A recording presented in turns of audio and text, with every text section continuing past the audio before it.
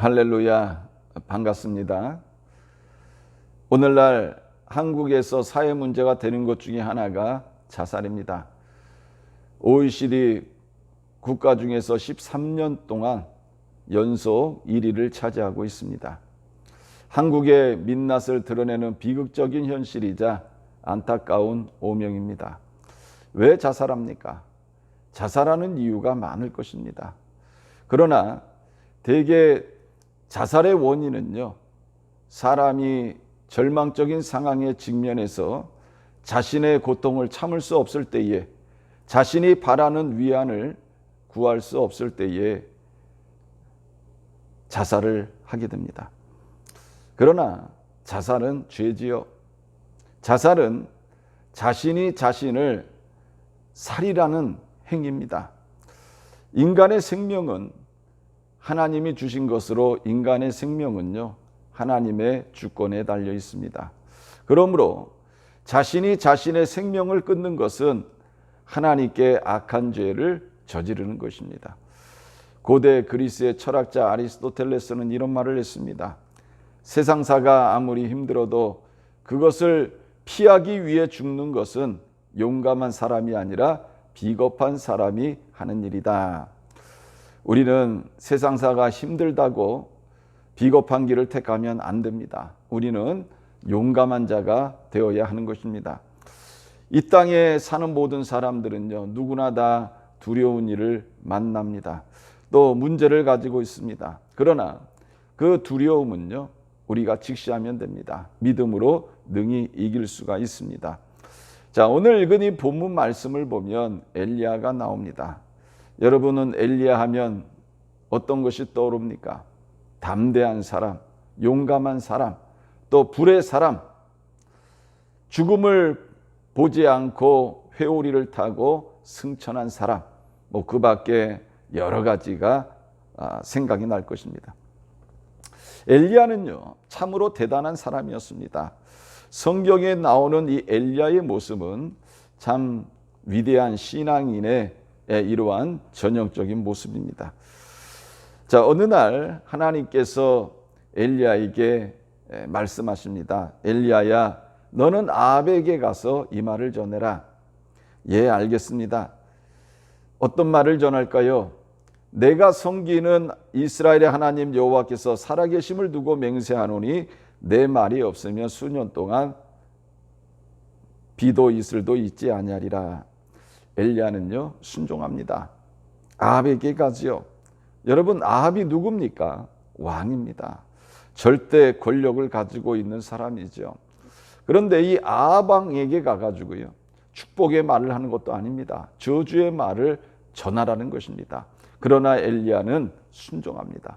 자신의 생명을 걸고 순종했던 것입니다. 그만큼 엘리야는요, 하나님 앞에서 담대한 사람이었습니다. 또 3년이 지나고 엘리야에게 하나님의 말씀이 임합니다.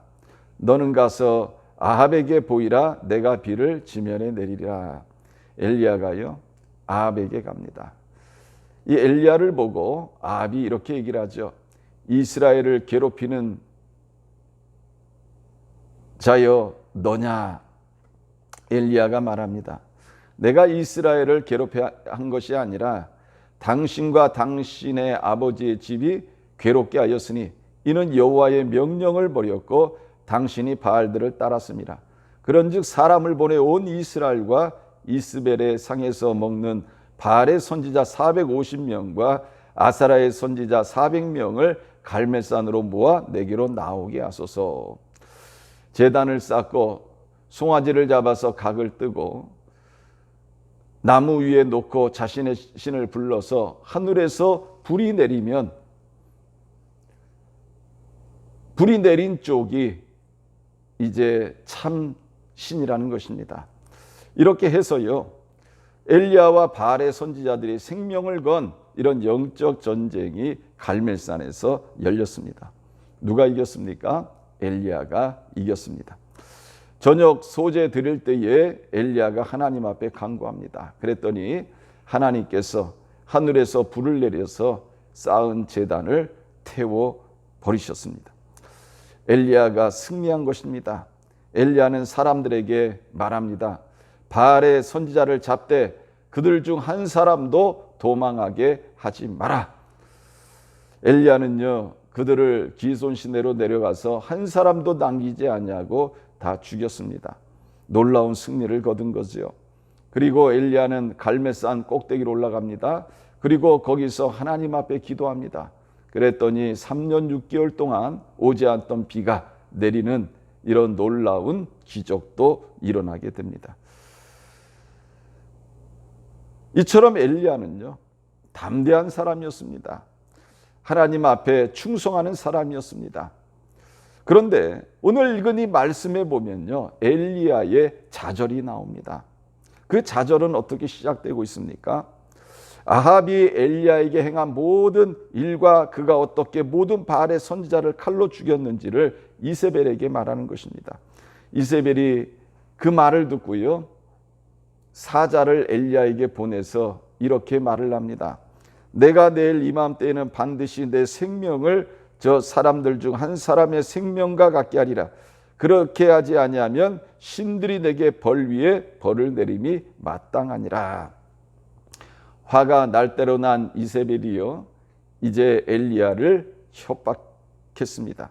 그런데 엘리야가 이세벨이 보낸 사람의 말을 듣고요, 완전히 딴 사람이 되어졌다는 것입니다.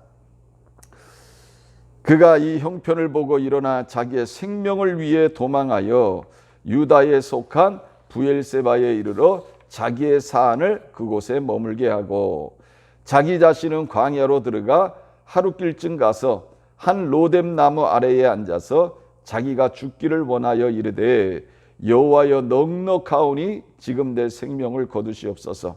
나는 내 조상들보다 낫지 못하니이다.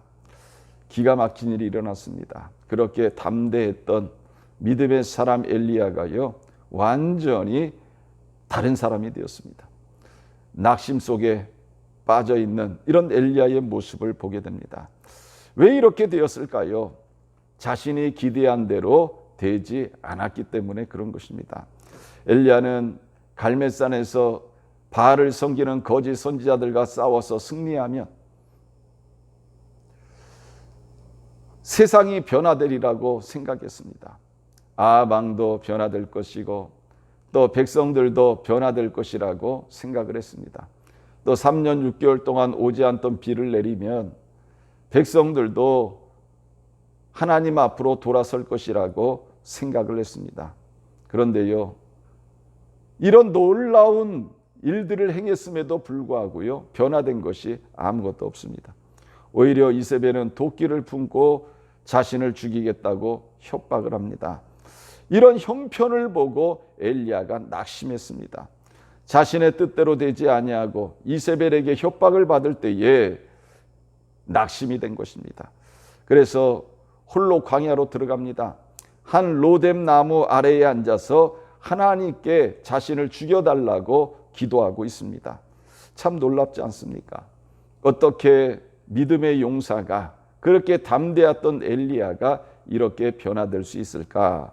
세상 놀라울 뿐입니다. 그러나 이런 일들은요, 오늘날 우리들에게도 일어날 수 있습니다. 우리가 항상 하나님을 바라보면 우리는 새롭게 닥치는 환난에 대해서도 우리는 담대할 수 있습니다. 그러나 우리가 직면한 형편을 보면요, 우리도 엘리야처럼 무너질 수 있다는 것입니다. 엘리야는 하나님을 의지함으로 말미암아 바알 선지자들과의 싸움에서 승리를 거두었습니다. 그러나 새롭게 직면한 현실을 하나님을 의지하지 아니하고요, 믿음으로 바라보지 못했기에 낙심하고 좌절하게 되어진 것입니다. 우리도 마찬가지죠. 믿음으로 직면한 문제를 넘었을 때 우리는 우리가 원하고 바라는 상황이 펼쳐지기를 원합니다. 그런데요, 내가 기대한 대로 되지 않았을 때에 우리는 믿음 위에 바로 서 있지 않으면 낙심할 수밖에 없다는 것입니다. 이세벨의 협박에 대해서 엘리야에게 필요한 것은 무엇이겠습니까? 믿음의 담대함이었습니다. 하나님을 신뢰하는 것이었습니다. 갈멜산에서 나를 구원하신 하나님이 내가 기도할 때에 3년 6개월 동안 오지 않던 비가 내리게 하신 그 하나님이 나와 함께 하심을 믿어야 했습니다. 그러나 엘리야는 그러지 않았습니다. 그는 이세벨의 협박 앞에 무너졌습니다. 좌절했습니다. 결국은 현실 도피자가 되었습니다. 그리고 광야로 들어가서 하나님께 나를 죽여달라고 간청합니다. 우리는 보통 하나님께 기도할 때 어떻게 기도합니까? 살려달라고 기도합니다. 고쳐달라고 기도합니다. 채워달라고 기도합니다. 능력을 달라고 기도합니다. 해결해달라고 기도를 합니다. 그런데 엘리야는요, 자신을 죽여달라고 기도하고 있습니다. 사랑하는 성도 여러분, 하나님 앞에 나가서 하나님 나를 죽여주십시오 기도하면 어떤 일이 일어날까요? 엘리야의 기도대로 하나님께서 정말 엘리야를 죽이실까요? 아니라는 것입니다. 엘리야가 로뎀나무 밑에서 하나님 앞에 죽여달라고 기도했습니다. 그리고 잠이 들었습니다. 그런데 누가 나타납니까? 천사가 나타납니다. 하나님께서 천사를 엘리야에게 보내신 것입니다. 왜 보내셨습니까? 엘리야의 기도에 응답하시기 위해서, 즉 엘리야를 죽이기 위해서 천사를 보내셨습니까? 아니라는 것입니다. 엘리야를 돌보시기 위해서, 엘리야를 지키시기 위해서, 엘리야를 다시 그 좌절 속에서 일어나게 하시기 위해서 천사를 보내신 것입니다.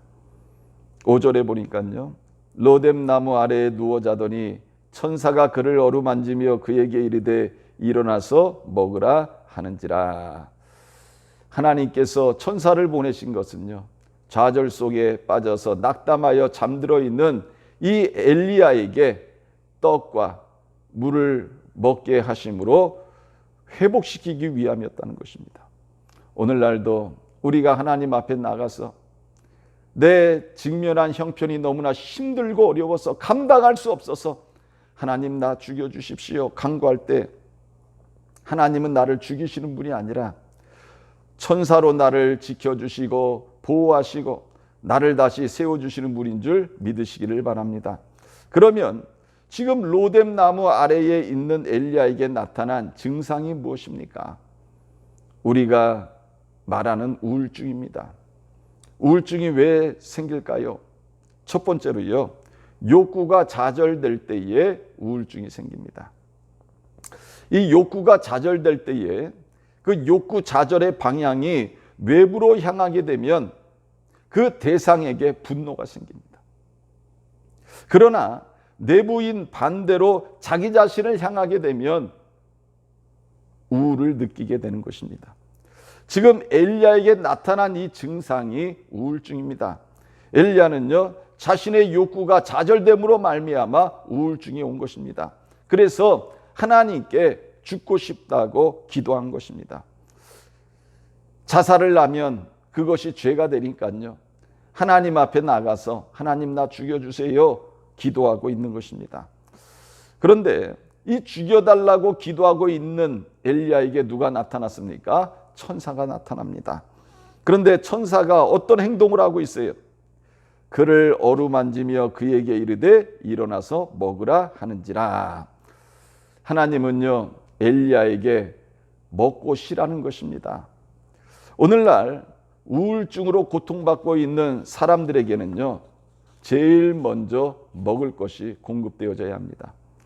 우울증을 앓고 있는 사람들은요, 잘 먹지를 못합니다. 그러기에 우선 먹을 것이 공급되어져야 하는 것입니다. 하나님도 깊은 우울을 앓고 있는 이 엘리야에게요, 그 어떤 것을 요구하시지 않았습니다. 그리고 또 그 어떤 말씀도 하지 않습니다. 우선 먹고 쉬라고 천사를 통해서 떡과 물을 보내신 것입니다. 엘리야는요, 천사가 가져온 이 떡과 물을 먹었습니다. 그리고 또다시 깊은 잠이 들었습니다. 자, 7절 말씀을 보면요, 여호와의 천사가 또다시 와서 어루만지며 이르되 일어나 먹으라 하고 있습니다. 자, 이처럼요, 하나님은 엘리야가 이 음식을 먹고 쉬는 이 과정을 통해서 회복되기를 원하고 계시는 것을 볼 수가 있습니다. 즉 엘리야가 회복되도록 도우시고 있는 것을 우리는 알 수가 있습니다. 사랑하는 성도 여러분, 하나님께 죽여달라고 기도했는데 오히려 하나님께서는 어떻게 역사하고 계십니까? 하나님은 살리시는 분입니다. 하나님 앞에 나가서 죽기를 결심하고 기도하면 하나님은요 다시 살려주시는 분인 줄 믿으시기를 바랍니다. 애굽에서 가나안 땅을 향해 이스라엘이 가고 있을 때입니다. 이스라엘 백성들이 디베레에서 불평합니다. 누가 우리에게 고기를 주어 먹게 하랴? 우리가 애굽에 있을 때는 값없이 생선과 오이와 참외와 부추와 파와 마늘들을 먹은 것이 생각나거늘 이제는 우리의 기력이 다하여 만나 외에는 보이는 것이 아무것도 없도다.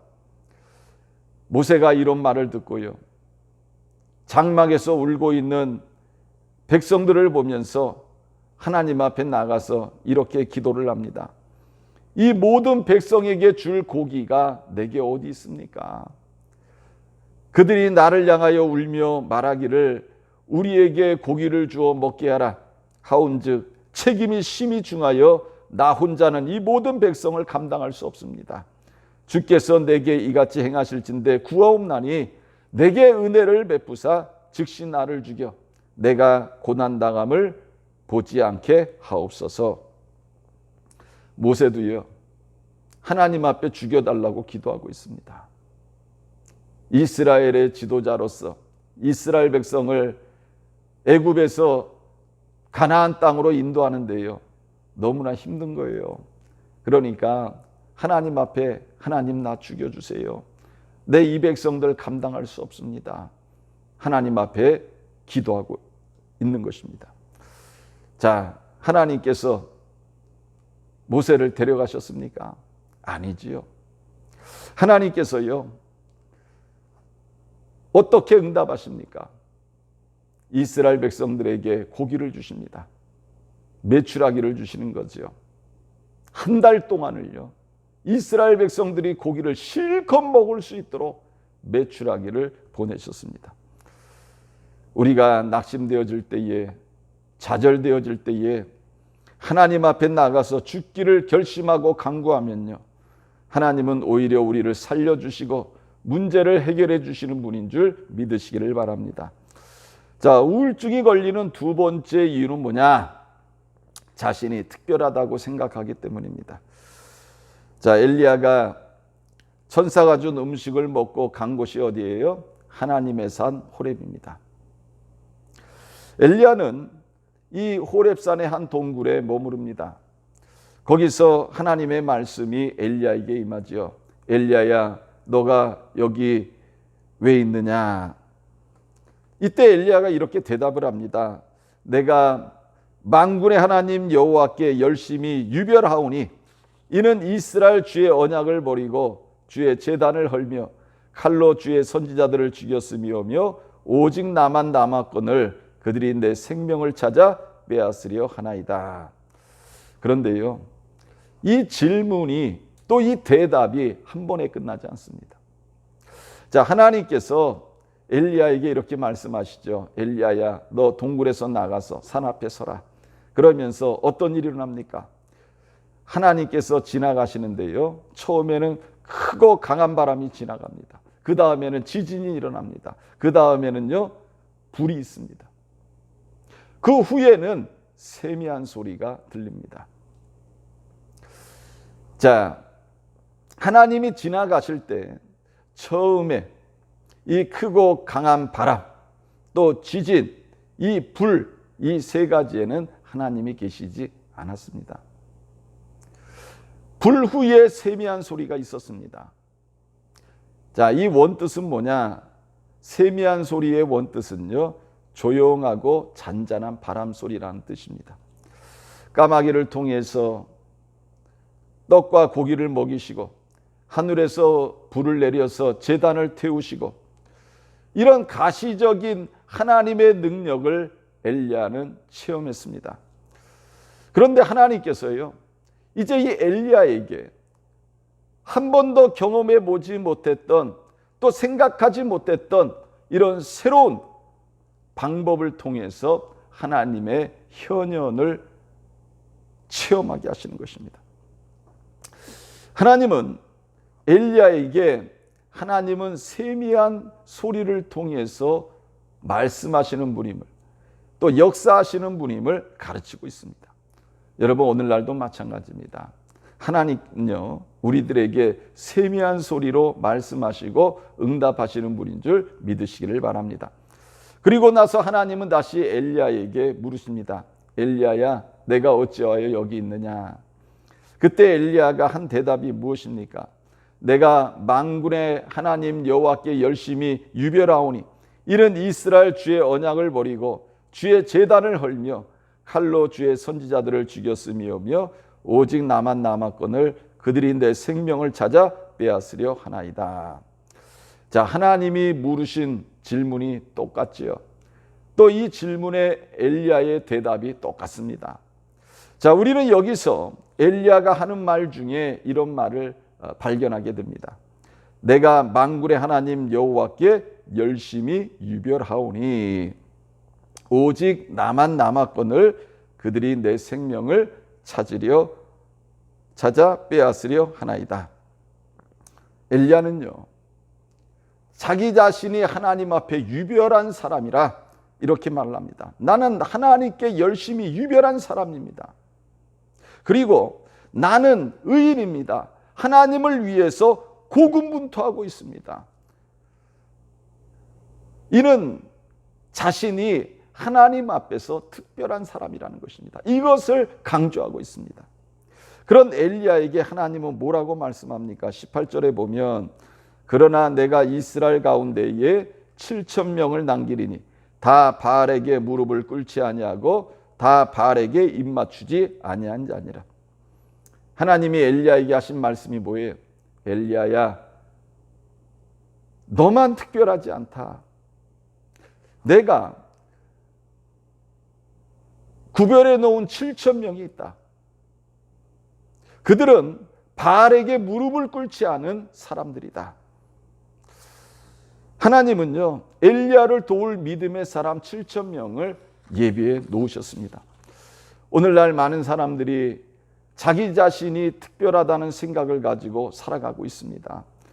나만 애쓰며 살고 있고, 나만 이런 일을 경험하고 있고, 나만 이런 고생을 한다고 생각을 합니다. 그러나 이 세상 살아가는 사람들이요, 다 애쓰고 있습니다. 다 고통당합니다. 또 나보다도 더 어려운 일을 당하는 사람들도 많이 있습니다. 이 세상에 사는 많은 사람들이 어떤 모양으로든지 아주 처절하게 살고 있는 사람들도 많이 있습니다. 그러나 인생의 싸움은요, 사람에게 달려있지 않습니다.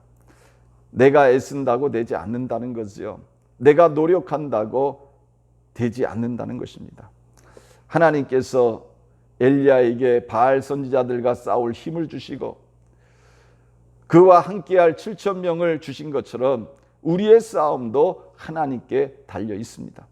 이 사실을 인정할 때에 우리는 낙심에서 벗어날 수 있습니다. 그리고 우리에게 찾아온 우울증을 벗어날 수 있습니다. 하나님은 죽기를 간구한 엘리야에게 무엇을 주십니까? 새로운 꿈, 비전을 주고 계십니다. 왜 엘리야가 하나님께 죽여달라고 기도하고 있습니까? 자신이 기대했던 것이 이루어지지 않았기 때문에 그렇습니다. 자신의 꿈이 사라졌다는 것입니다. 그러나 하나님께서는요, 자신의 꿈을 잃어버리고 좌절 가운데 있는 엘리야에게 찾아오셔서 이제 새로운 비전, 새로운 사명을 주고 계신 것을 우리는 알 수가 있습니다. 자, 하나님이 엘리야에게 주신 새로운 비전이 무엇입니까? 15절부터 17절에 보면 이런 말씀이 나오죠. 너는 내 길을 돌이켜 광야를 통하여 다메섹에 가서 이르거든 하사엘에게 기름을 부어 아람의 왕이 되게 하고 너는 또 님시의 아들 예후에게 기름을 부어 이스라엘의 왕이 되게 하고 또 아벨 무홀라 사밧의 아들 엘리사에게 기름을 부어 너를 대신하여 선지자가 되게 하라. 하사엘의 칼을 피하는 자를 예후가 죽일 것이요 예후의 칼을 피하는 자를 엘리사가 죽이리라. 자, 하나님이 엘리야에게 주신 비전입니다. 새로운 사명입니다. 자, 기름을 부으시라는 거예요.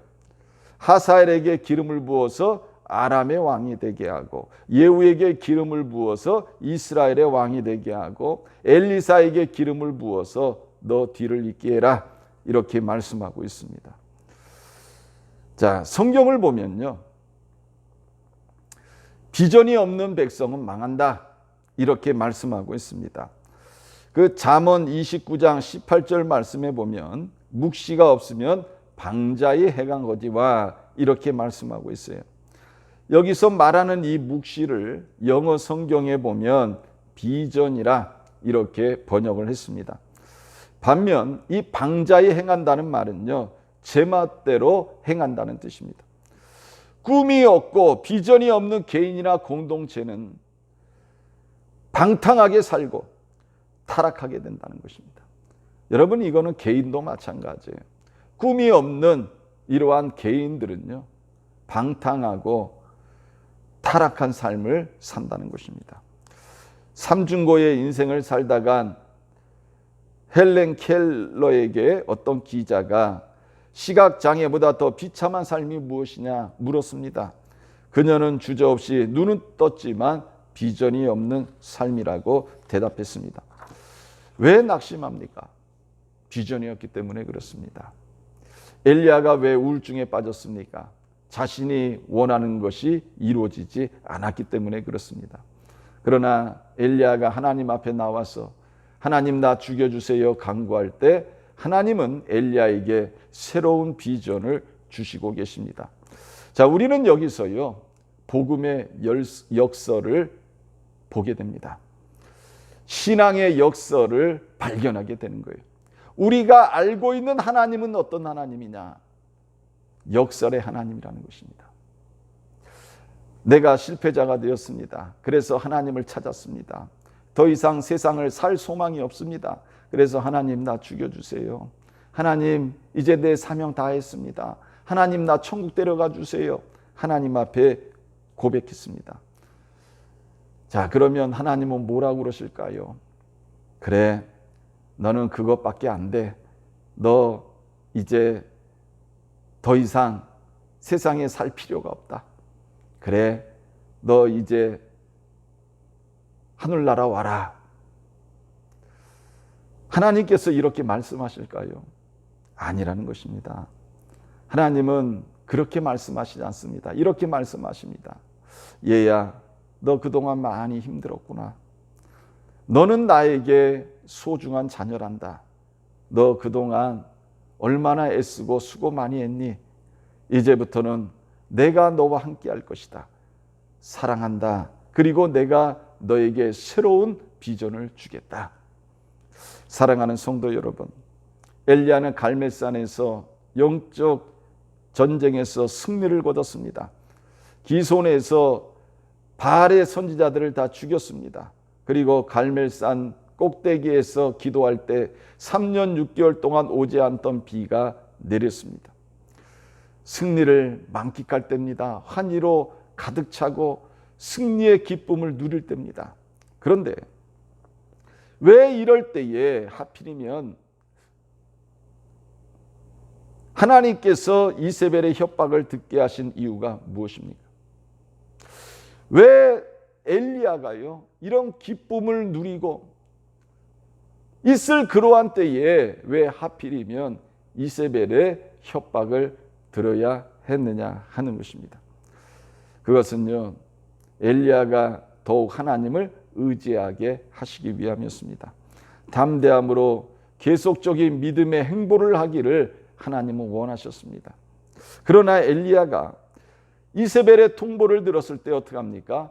두려워합니다. 나는 실패자다. 나는 실패했다는 그 생각이요, 엘리야의 머리에 가득 차게 됩니다. 그러면서 엘리야는 좌절하게 되고요. 그는 깊은 우울증에 빠지게 되었습니다. 나는 실패자라는 이러한 생각이요, 엘리야를 고통스럽게 한 것입니다. 그렇다고 이 문제를 부인하거나 거기에 몰두한다고 해서, 또는 이 사실을 통제한다고 해서 이 문제는요, 해결되지 않습니다. 이 문제를 해결하기 위해서는요, 그래, 나는 실패자다, 나는 이 사실을 받아들여야 한다는 것입니다. 그리고 하나님 앞에서 나의 연약함을 인정하고 고백하고, 이럴 때에 하나님은요, 나를 치료하시고 나에게 새로운 비전을 주십니다. 오늘 말씀의 엘리야 선지자처럼 우리도 때로는요, 낙심할 때가 있습니다. 어려운 일을 만날 때가 있어요. 내 꿈이 이루어지지 아니함으로 인해서 좌절 가운데 처할 때가 있습니다. 이로 말미암아 때로는 죽고 싶을 것입니다. 사람 만나는 것도 다 귀찮을 것입니다. 먹는 것도 귀찮을 것입니다. 하나님, 나를 죽여주십시오. 나 데려가십시오. 엘리야처럼 모세처럼 기도할 수도 있을 것입니다. 그러나 우리 하나님은 어떤 분이십니까? 하나님은요, 자기 백성을 사랑하시는 분입니다. 하나님은 상한 갈대를 꺾지 아니하시며 꺼져가는 등불을 끄지 아니하신다. 성경은 말씀하고 있습니다. 마찬가지로 하나님은요, 우리가 어떤 상황에 처해 있든지 우리를 사랑하는 분인 줄 믿으시길 바랍니다. 그리고 사랑하시되 어떻게 사랑하십니까? 끝까지 사랑하십니다. 요한복음 13장 1절에 보면 사도 요한은 예수님의 사랑에 대해서 이렇게 기록했습니다. 예수께서 세상에 있는 자기 사람들을 사랑하시되 끝까지 사랑하시니라. 힘드십니까? 외롭습니까? 끝까지 나를 사랑하시는 하나님으로 인하여 다시 힘을 내시길 바랍니다. 다시 나에게 비전을 주시는 하나님을 붙들고 다시 일어나셔서 믿음의 힘찬 행보를 하시기를 바랍니다. 하나님이 우리와 함께 하십니다. 기도하겠습니다. 하나님 아버지, 고맙고 감사합니다. 인생을 사는 것이 내 마음대로 되지 않습니다. 살아가면서 많은 좌절과 어려움을 직면합니다. 그럴 때마다 내 마음이 낙심하고 좌절함으로 말미암아 때로는 하나님, 나를 데려가십시오, 이런 기도를 드릴 때도 있습니다. 엘리야처럼요, 또 모세처럼요.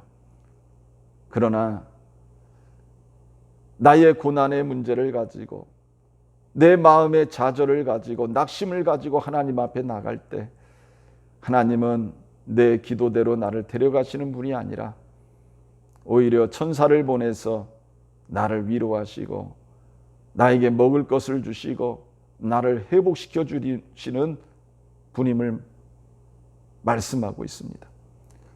또한 나에게 새로운 사명을 주시는 분임을 말씀하고 있습니다.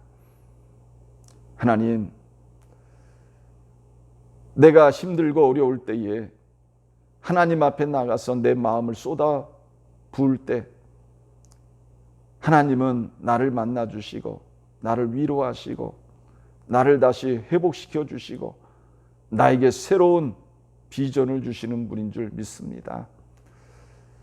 우리가 오늘 말씀을 통해서 우리에게 말씀하시는 그 하나님을 우리가 신뢰하며 믿게 하시고 힘들고 낙심될 때에 하나님을 만남으로 인하여 다시 회복되어지고 세워지고 하나님이 주시는 놀라운 꿈과 비전을 받을 수 있는 하나님의 자녀들 되게 하여 주옵소서. 감사를 드리며 예수님의 이름으로 기도드렸습니다. 아멘.